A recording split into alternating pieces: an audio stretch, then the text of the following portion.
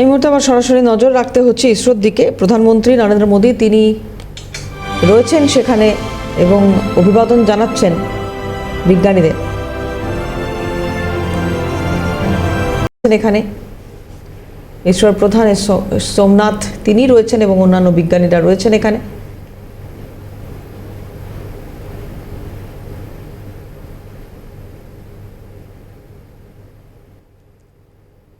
চন্দ্রযান ৩-এর অসামান্য সাফল্য এবং এই সাফল্যের পরে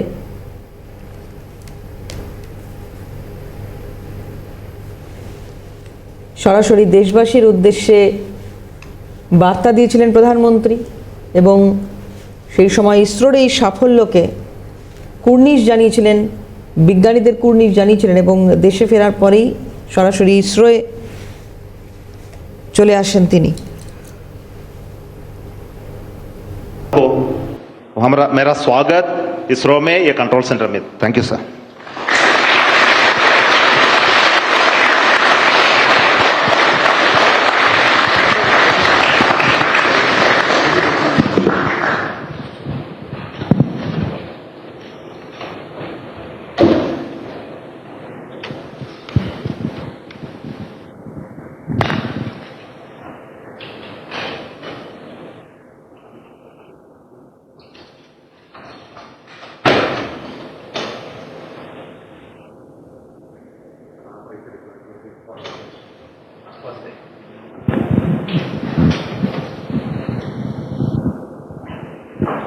So we are seeing the ramp being deployed now. This is animation. We'll see the real.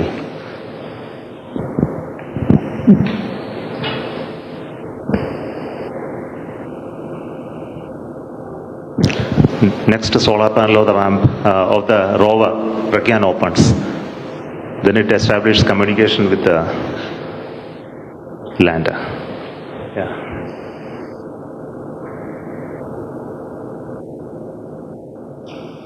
Then it slowly comes out. Now the rover has already moved 12 meters. So we'll see the onboard camera visuals. So this is a camera mounted on the side just before the ramp deployment. So what you're seeing is the deployment of the ramp with the rover mounted on that. The solar panel of the rover is deployed already and it is getting released and moving towards moon, sir.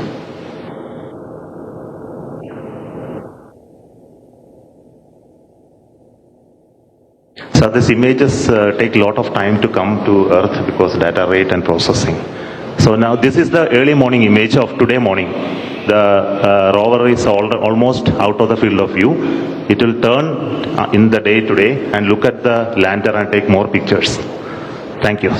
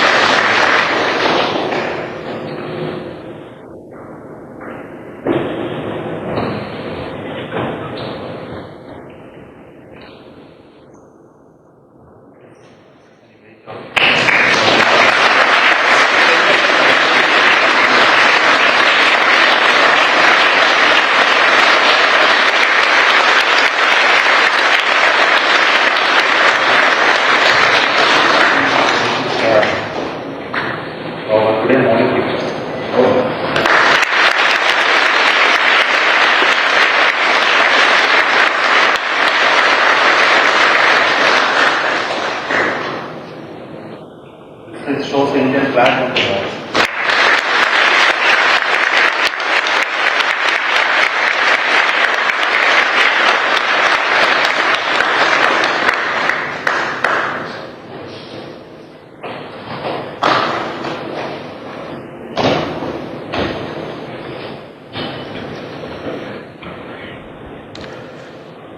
नमस्कार friends.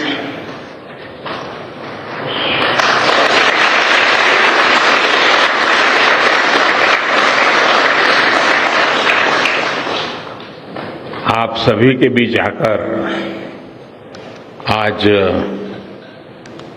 एक अलग ही खुशी महसूस कर रहा हूं। शायद ऐसी खुशी बहुत रेयर ओकेजन होते हैं जब तन मन खुशियों से भर गया हो। और व्यक्ति के जीवन में कई बार ऐसी घटनाएं घटती हैं कि वो बेसब्री हावी हो जाती है। इस बार मेरे साथ भी ऐसा ही हुआ है। इतनी बेसब्री,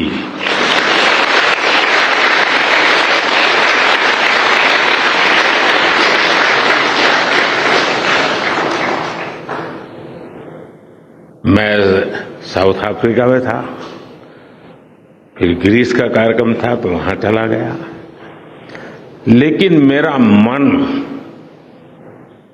पूरी तरह आपके साथ ही लगा हुआ था।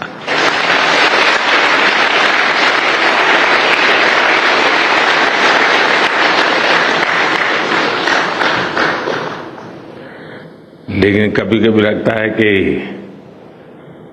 मैं आप लोगों के साथ अन्याय कर देता हूं।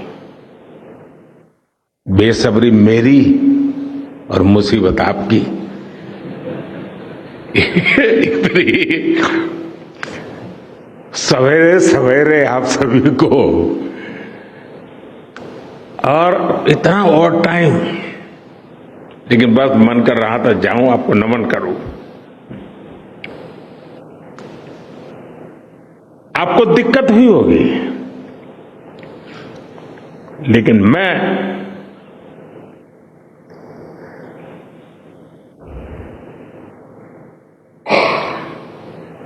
भारत में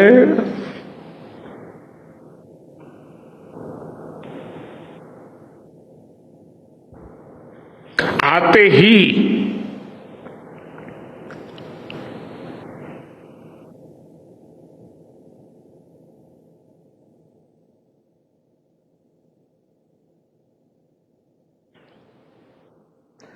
जल्द से जल्द आपके दर्शन करना चाहता था।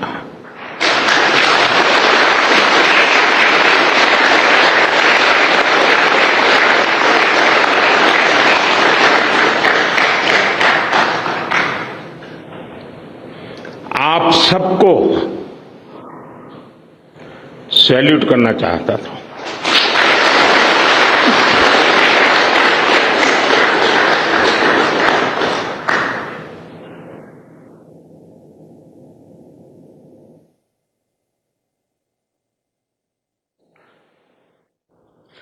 सैल्यूट आपके परिश्रम को, सैल्यूट आपके धैर्य को, सैल्यूट आपकी लगन को, सैल्यूट आपकी जीवटता को, सैल्यूट आपके जज्बे को। आप देश को जिस ऊंचाई पर लेकर गए हैं, ये कोई साधारण सफलता नहीं है। ये अनंत अंतरिक्ष में भारत के वैज्ञानिक सामर्थ्य का शंखनाद है।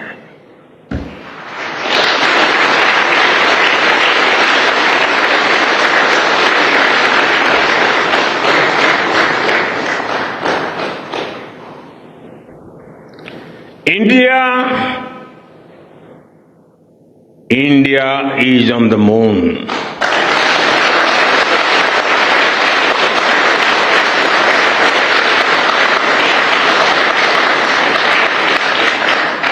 We have our national pride placed on the moon.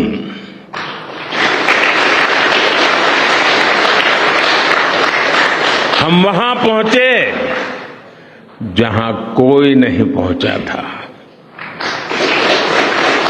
हमने वो किया जो पहले कभी किसी ने नहीं किया था। ये आज का भारत है,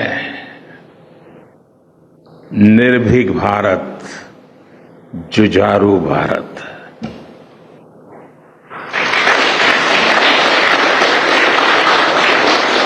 ये वो भारत है जो नया सोचता है, नए तरीके से सोचता है, जो डार्क जोन में जाकर भी दुनिया में रोशनी की किरण फैला देता है।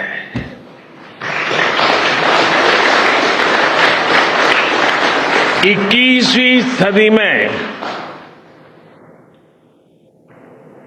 यही भारत दुनिया की बड़ी बड़ी समस्याओं का समाधान करेगा। मेरी आंखों के सामने 23 अगस्त का वो दिन, वो एक एक सेकंड बार बार घूम रहा है। जब टचडाउन कंफर्म हुआ तो जिस तरह यहां इसरो सेंटर में, पूरे देश में लोग उछल पड़े, वो दृश्य कौन भूल सकता है। कुछ स्मृतियां अमर हो जाती है। वो पल अमर हो गया। वो पल इस सदी के सबसे प्रेरणादायी क्षणों में से एक है। हर भारतीय को लग रहा था कि विजय उसकी अपनी है। खुद महसूस करता था, हर भारतीय को लग रहा था कि जैसे वो खुद एक बड़े एग्जाम में पास हो गया है। आज भी बधाइयां दी जा रही है, संदेश दिए जा रहे हैं, और ये सब मुमकिन बनाया है आप सबने, आपने।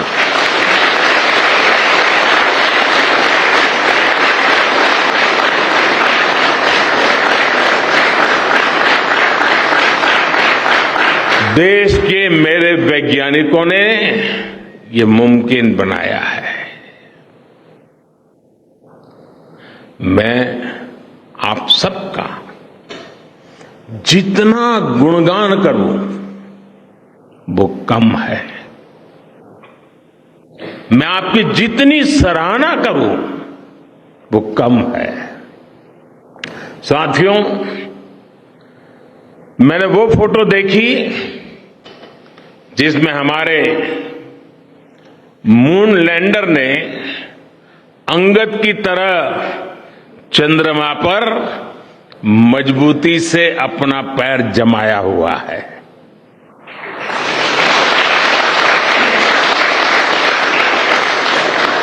एक तरफ विक्रम का विश्वास है तो दूसरी तरफ प्रज्ञान का पराक्रम है।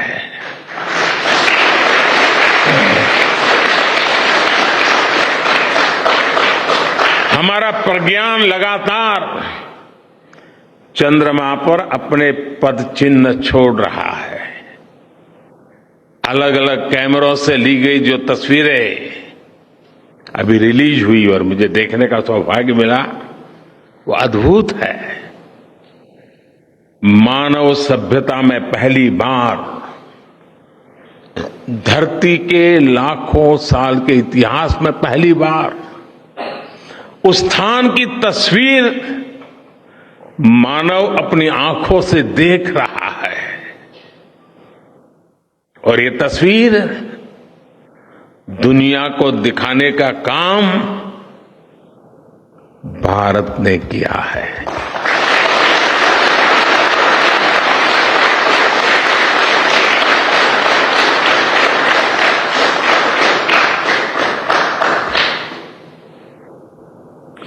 आप सभी वैज्ञानिकों ने किया है। आज पूरी दुनिया भारत की साइंटिफिक स्पिरिट का, हमारी टेक्नोलॉजी का और हमारे साइंटिफिक टेम्परामेंट का लोहा मान चुकी है।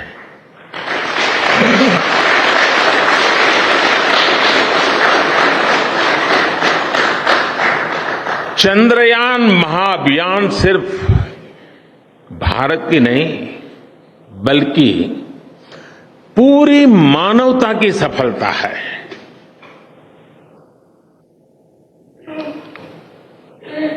हमारा मिशन जिस क्षेत्र को एक्सप्लोर करेगा उससे सभी देशों के लिए मून मिशंस के नए रास्ते खुलेंगे। ये चांद के रहस्य को तो खोलेगा ही, साथ ही धरती की चुनौतियों के समाधान में भी मदद करेगा। आपकी इस सफलता के लिए मैं एक बार फिर सभी वैज्ञानिकों को, टेक्नीशियंस, इंजीनियर्स और चंद्रयान महाअभियान से जुड़े सभी सदस्यों को बधाई देता हूं।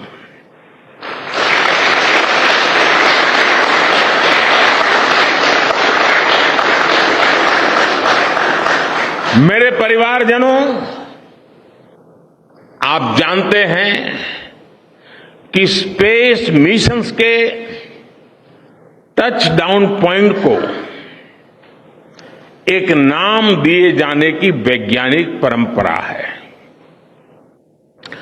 चंद्रमा के जिस हिस्से पर हमारा चंद्रयान उतरा है, भारत ने उस स्थान के भी नामकरण का फैसला लिया है।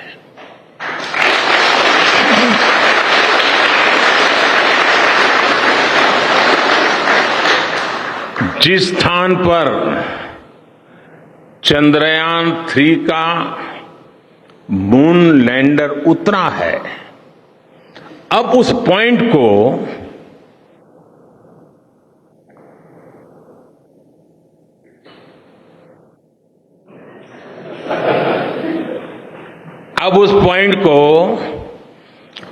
शिव शक्ति के नाम से जाना जाएगा।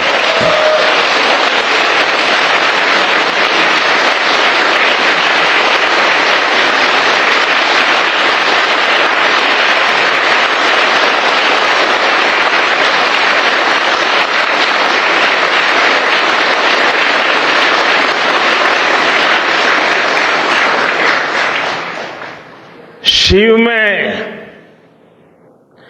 मानवता के कल्याण का संकल्प समाहित है और शक्ति से हमें उन संकल्पों को पूरा करने का सामर्थ्य मिलता है। चंद्रमा का शिव शक्ति पॉइंट हिमालय से कन्याकुमारी से जुड़े होने का बोध कराता है।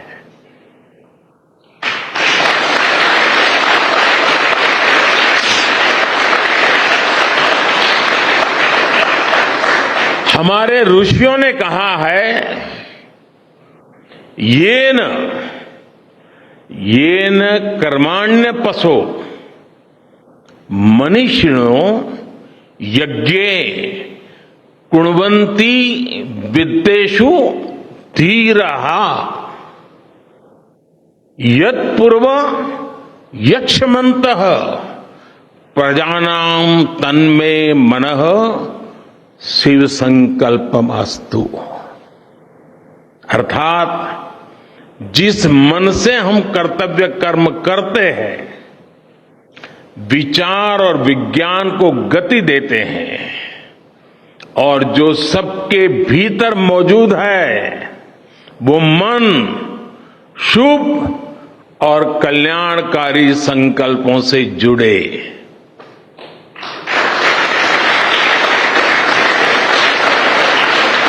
मन के इन शुभ संकल्पों को पूरा करने के लिए शक्ति का आशीर्वाद अनिवार्य है, और ये शक्ति हमारी नारी शक्ति है।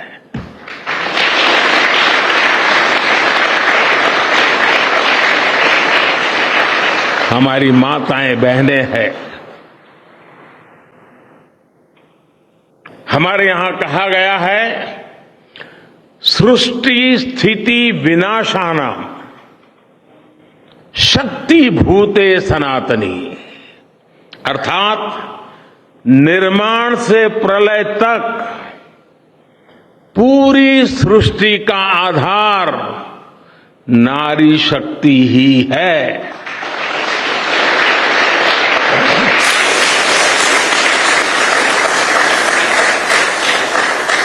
आप सबने देखा है, चंद्रयान 3 में देश ने, हमारी महिला वैज्ञानिकों ने, देश की नारी शक्ति ने कितनी बड़ी भूमिका निभाई है। चंद्रमा का शिव शक्ति पॉइंट सदियों तक भारत के इस वैज्ञानिक और दार्शनिक चिंतन का साक्षी बनेगा।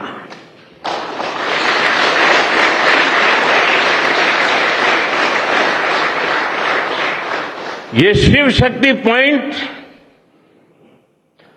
आने वाली पीढ़ियों को प्रेरणा देगा कि हमें विज्ञान का उपयोग मानवता के कल्याण के लिए ही करना है। मानवता का कल्याण, यही हमारा सुप्रीम कमिटमेंट है। साथियों, एक और नामकरण काफी समय से लंबित है। 4 साल पहले जब चंद्रयान 2 चंद्रमा के पास तक पहुंचा था, जहां उसके पदचिन्ह पड़े थे, तब ये प्रस्ताव था कि उस स्थान का नाम तय किया जाए। लेकिन उन परिस्थितियों में निर्णय लेने के स्थान पर हमने प्रण लिया कि जब चंद्रयान 3 सफलतापूर्वक चांद पर पहुंचेगा, तब हम दोनों पॉइंट का नाम एक साथ रखेंगे।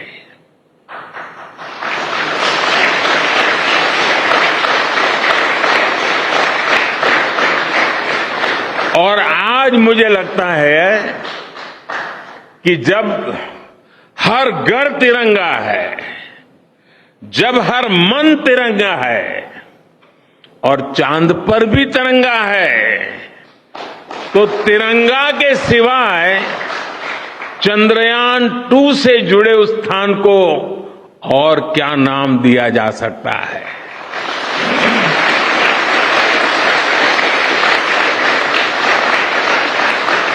इसलिए चंद्रमा के जिस स्थान पर चंद्रयान 2 ने अपने पदचिन्ह छोड़े हैं, वो पॉइंट अब तिरंगा कहलाएगा।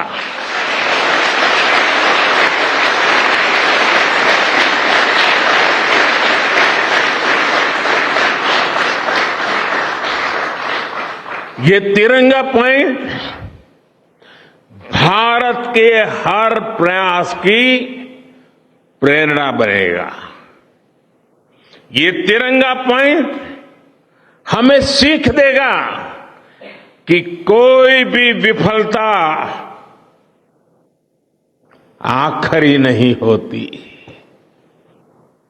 अगर दृढ़ इच्छा शक्ति हो तो सफलता मिलकर के ही रहती है। यानी मैं फिर दोहरा रहा हूं, चंद्रयान 2 के पद चिन्ह जहां है वो स्थान आज से तिरंगा पॉइंट कहलाएगा। और जहां पर चंद्रयान 3 का मून लैंडर पहुंचा है वो स्थान आज से शिव शक्ति पॉइंट कहलाएगा।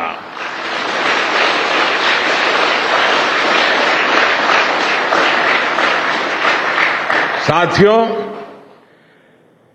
आज भारत दुनिया का चौथा ऐसा देश बन चुका है जिसने चंद्रमा की सतह को छुआ है।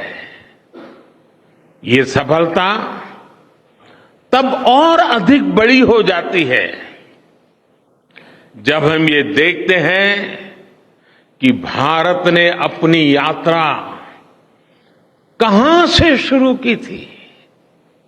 एक समय था जब भारत के पास जरूरी तकनीक नहीं थी, सहयोग भी नहीं था। हमारी गिनती थर्ड वर्ल्ड यानी थर्ड रो में खड़े देशों में होती थी।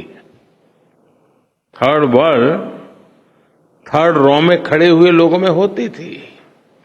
वहां से निकलकर आज भारत दुनिया की 5वीं सबसे बड़ी अर्थव्यवस्था बना है।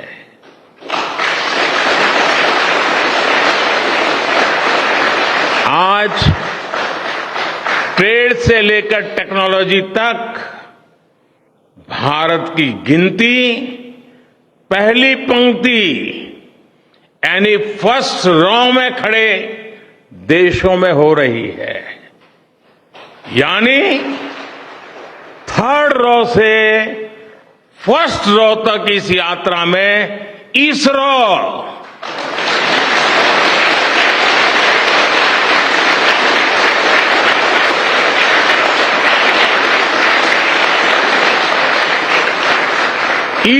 जैसी संस्थानों की बहुत बड़ी भूमिका रही है। आपने आज मेक इन इंडिया को चांद तक पहुंचा दिया है।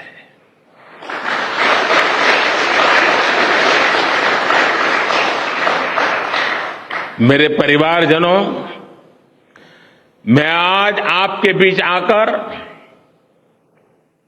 विशेष तौर पर देशवासियों को आपकी मेहनत के बारे में बताना चाहता हूं।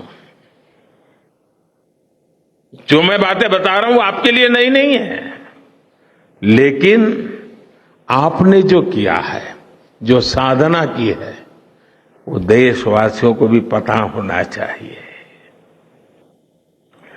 भारत के दक्षिण हिस्से से चंद्रमा के दक्षिणी ध्रुव तक चंद्रयान की ये यात्रा आसान नहीं थी। मून लैंडर की सॉफ्ट लैंडिंग सुनिश्चित करने के लिए हमारे वैज्ञानिकों ने इसरो की रिसर्च फैसिलिटी में आर्टिफिशियल मून तक बना डाला। इस आर्टिफिशियल मून पर विक्रम लैंडर को अलग अलग तरीके से सरफेस पर उतारकर उसका टेस्ट किया गया था। अब इतने सारे एग्जाम देकर हमारा मून लैंडर वहां गया है तो उसे सक्सेस मिलनी ही मिलनी थी।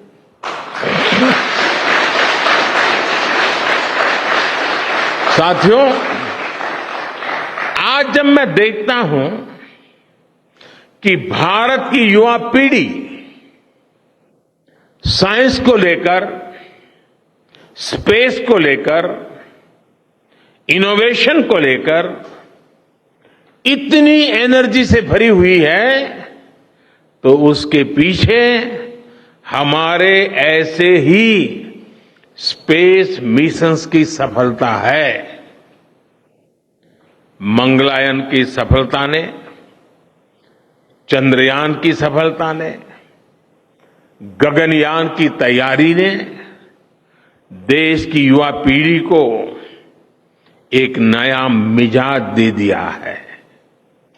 आज भारत के छोटे छोटे बच्चों की जुबान पर चंद्रयान का नाम है। आज भारत का हर बच्चा आप वैज्ञानिकों में अपना भविष्य देख रहा है। इसलिए आपकी उपलब्धि सिर्फ ये नहीं है कि आपने चांद पर तिरंगा लहराया, लेकिन आपने एक और बड़ी उपलब्धि हासिल की है, और वो उपलब्धि है भारत की पूरी पीढ़ी को जागृत करने की, उसे नई ऊर्जा देने की।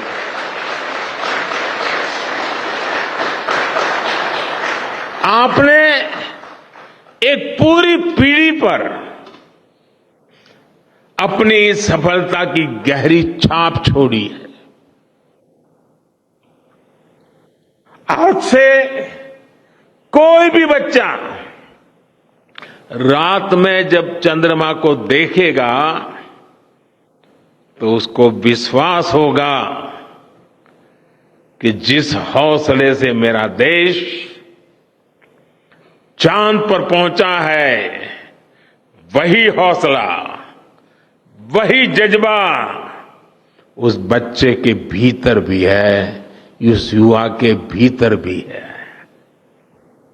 आज आपने भारत के बच्चों में आकांक्षाओं के जो बीज बोए हैं, कल वो वट वृक्ष बनेंगे और विकसित भारत की नींव बनेंगे।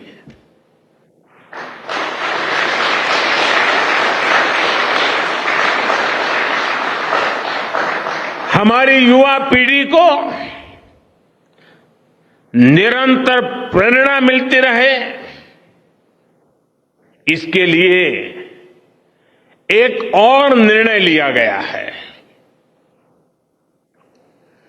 23 अगस्त को जब भारत ने चंद्रमा पर तिरंगा फहराया, उस दिन को अब हिंदुस्तान नेशनल स्पेस डे के रूप में मनाया जाएगा।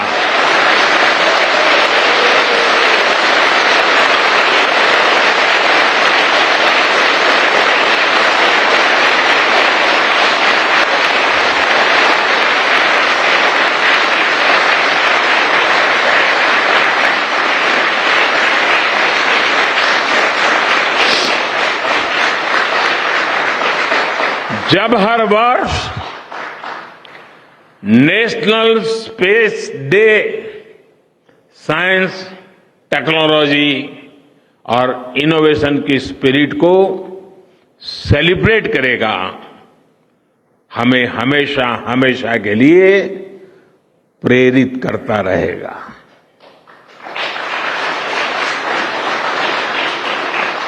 मेरे परिवारजनों, आप भी जानते हैं कि स्पेस सेक्टर का जो सामर्थ्य है, वो सैटेलाइट लॉन्च करने या अंतरिक्ष की खोज से कहीं ज्यादा बड़ा है। स्पेस सेक्टर की एक बहुत बड़ी ताकत है जो मैं देखता हूं वो है ईज ऑफ लिविंग और ईज ऑफ गवर्नेंस। आज देश में स्पेस एप्लीकेशंस को गवर्नेंस के हर पहलू से जोड़ने की दिशा में बहुत बड़ा काम हुआ है। आप लोगों ने जब मुझे प्रधानमंत्री के रूप में काम का दायित्व दिया तो प्रधानमंत्री बनने के बाद मैंने भारत सरकार के जॉइंट सेक्रेटरी लेवल के ऑफिसर्स की स्पेस साइंटिस्ट के साथ एक वर्कशॉप करवाई थी और इसका मकसद ये था कि गवर्नेंस में, शासन व्यवस्था में ट्रांसपेरेंसी लाने में स्पेस सेक्टर की ताकत का ज्यादा से ज्यादा इस्तेमाल कैसे करें। तब किरण जी शायद हम लोगों के साथ काम करते थे। इसी का नतीजा था जब देश ने स्वच्छ भारत अभियान शुरू किया, शौचालयों का निर्माण शुरू किया, करोड़ों घरों को बनाने का अभियान चलाया, तो इन सब के मॉनिटरिंग के लिए, उसकी प्रगति के लिए स्पेस साइंस ने बहुत मदद की। आज देश में दूर दराज के इलाके में एजुकेशन, कम्युनिकेशन और हेल्थ सर्विसेज पहुंचाने में स्पेस सेक्टर की बहुत बड़ी भूमिका है। इन दिनों आजादी के अमृत महोत्सव के निमित्त जो जिले जिले में अमृत सरोवर बन रहे हैं, उसका भी टैगिंग, उसके भी मॉनिटरिंग स्पेस के द्वारा ही हो रही है। बिना स्पेस टेक्नोलॉजी के हम टेलीमेडिसिन और टेली एजुकेशन की कल्पना तक नहीं कर सकते। स्पेस साइंस ने देश के रिसोर्सेज के ऑप्टिमम यूटिलाइजेशन में भी बहुत मदद की है। हमारे देश के एग्रीकल्चर सेक्टर को ताकत देने में, मौसम का अनुमान लगाने में स्पेस सेक्टर जो मदद करता है वो देश का हर किसान जानता है। आज वो देख लेता है अपने मोबाइल पर अगले सप्ताह मौसम का क्या हाल है। देश के करोड़ों मछुआरों को आज नाविक सिस्टम से जो सटीक जानकारी मिल रही है वो भी आप ही की देन है। आज जब देश में बाढ़ आती है, कोई प्राकृतिक आपदा आती है, भूकंप आता है, तो हालात की गंभीरता का पता लगाने में आप सबसे पहले आगे आते हैं। जब साइक्लोन आता है तो हमारी सैटेलाइट्स उसका सारा रूट बताती हैं, सारी टाइमिंग बताती हैं और लोगों की जान भी बचती है, संपत्ति भी बचती है। और सिर्फ साइक्लोन के कारण जो संपत्ति बचती है ना, उसका अगर जोड़ लगा दे तो आज स्पेस का जो खर्चा है उससे वो ज्यादा हो जाता था।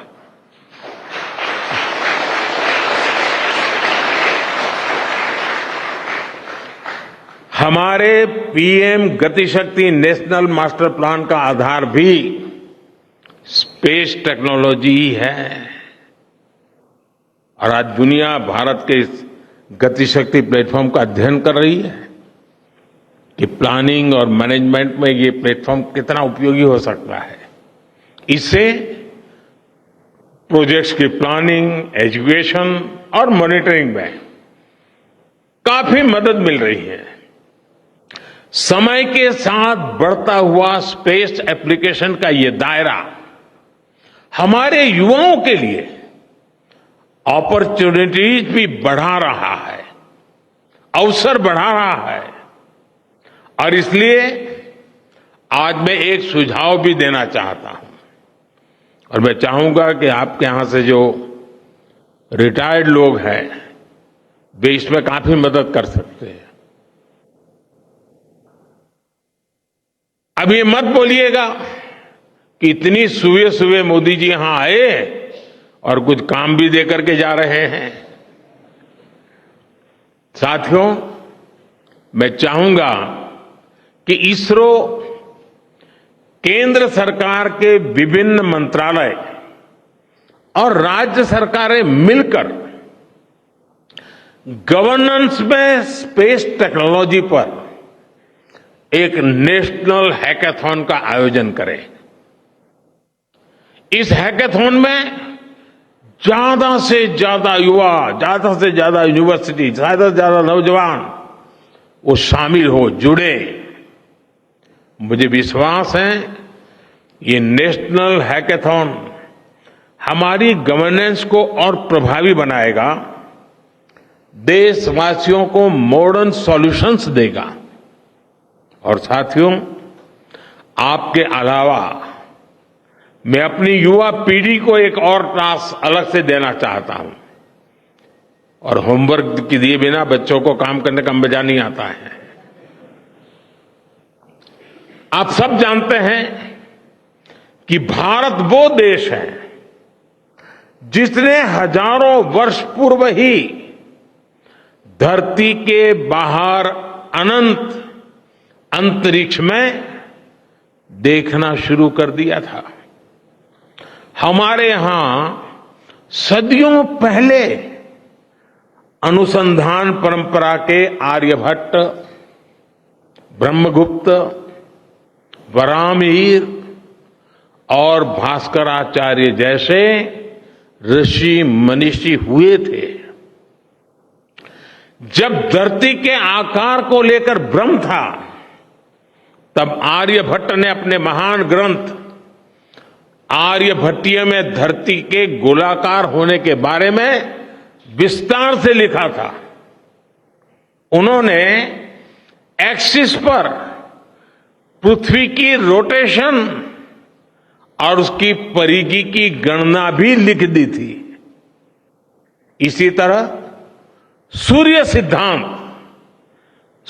सिद्धांत जैसे ग्रंथों में भी कहा गया है, सर्वत्रैव महिगोले, सर्वत्रैव महिगोले स्वस्थानम उपरि स्थितम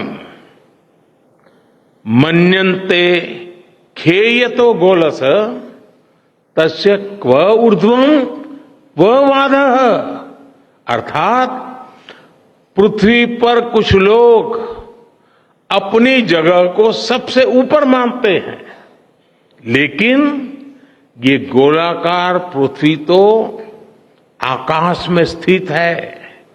उसमें ऊपर और नीचे क्या हो सकता है, ये उस समय लिखा गया था। ये तो मैंने सिर्फ एक श्लोक बताया है। ऐसी अनगिनत रचनाएं हमारे पूर्वजों ने लिखी हुई है। सूर्य, चंद्रमा और पृथ्वी के एक दूसरे के बीच में आने से ग्रहण की जानकारी हमारे कितने ही ग्रंथों में लिखी हुई पाई जाती है। पृथ्वी के अलावा अन्य ग्रहों के आकार की गणनाएं, उनके मूवमेंट से जुड़ी जानकारी भी हमारे प्राचीन ग्रंथों में मिलती है। हमने ग्रहों और उपग्रहों की गति को लेकर इतना सूक्ष्म गणनाएं करने की वो काबिलियत हासिल की थी कि हमारे यहां सैकड़ों वर्ष आगे के पंचांग यानी कैलेंडर्स बनाए जाते थे। इसलिए मैं इससे जुड़ा एक टास्क अपनी नई पीढ़ी को देना चाहता हूं, स्कूल कॉलेज के बच्चों को देना चाहता हूं। मैं चाहता हूं कि भारत के शास्त्रों में जो खगोलीय सूत्र है, उन्हें साइंटिफिकली प्रूव करने के लिए, नए सिरे से उनके अध्ययन के लिए नई पीढ़ी आगे आए। ये हमारी विरासत के लिए भी जरूरी है और विज्ञान के लिए भी जरूरी है। आज जो स्कूल के, कॉलेज के, यूनिवर्सिटी के स्टूडेंट्स हैं, रिसर्चर्स हैं, उन पर एक तरह से ये दोहरा दायित्व है। भारत के पास विज्ञान के ज्ञान का जो खजाना है वो गुलामी के लंबे कालखंड में दब गया है, छिप गया है। आजादी के इस अमृत काल में हमें इस खजाने को भी खंगालना है, उस पर रिसर्च करनी है और दुनिया को भी बताना है। दूसरा दायित्व ये कि हमारी युवा पीढ़ी को आज के आधुनिक विज्ञान, आधुनिक टेक्नोलॉजी को नए आयाम देने हैं। समंदर की गहराइयों से लेकर आसमान की ऊंचाई तक, आसमान की ऊंचाई से लेकर अंतरिक्ष की गहराई तक आपके लिए करने के लिए बहुत कुछ है। आप डीप अर्थ को भी देखिए और साथ ही डीप सी को भी एक्सप्लोर करिए। आप नेक्स्ट जनरेशन कंप्यूटर बनाइए और साथ ही जेनेटिक इंजीनियरिंग में भी अपना सिक्का जमाइए। भारत में आपके लिए नई संभावनाओं के द्वार लगातार खुल रहे हैं। 21वीं सदी के इस कालखंड में जो देश साइंस और टेक्नोलॉजी में बढ़त बना ले जाएगा, वो देश सबसे आगे बढ़ जाएगा। साथियों, आज बड़े बड़े एक्सपर्ट्स कह रहे हैं कि अगले कुछ वर्षों में भारत की स्पेस इंडस्ट्री $8 बिलियन से बढ़कर $16 बिलियन की हो जाएगी। सरकार भी इस बात की गंभीरता को समझते हुए स्पेस सेक्टर में लगातार रिफॉर्म कर रही है। हमारे युवा भी कमर कसकर तैयार है। आपको जानकर सुखद आश्चर्य होगा कि पिछले 4 साल में स्पेस सेक्टर में काम करने वाले स्टार्टअप की संख्या 4 से बढ़कर करीब करीब 150 हो गई है। हम कल्पना कर सकते हैं कि अनंत आकाश में कितनी अनंत संभावनाएं भारत का इंतजार कर रही हैं।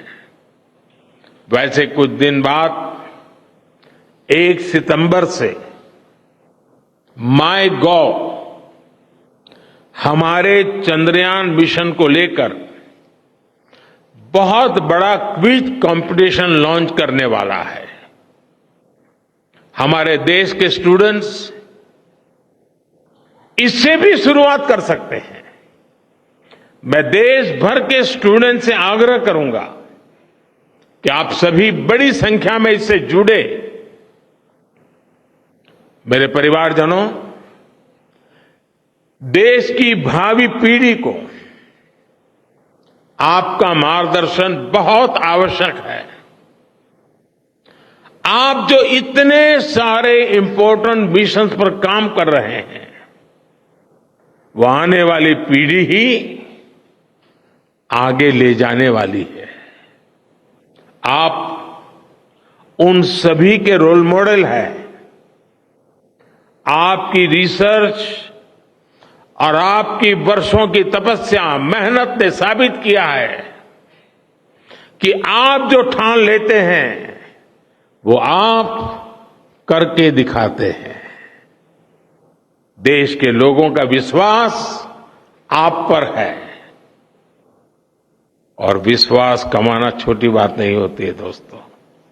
आपने अपनी तपस्या से विश्वास कमाया है।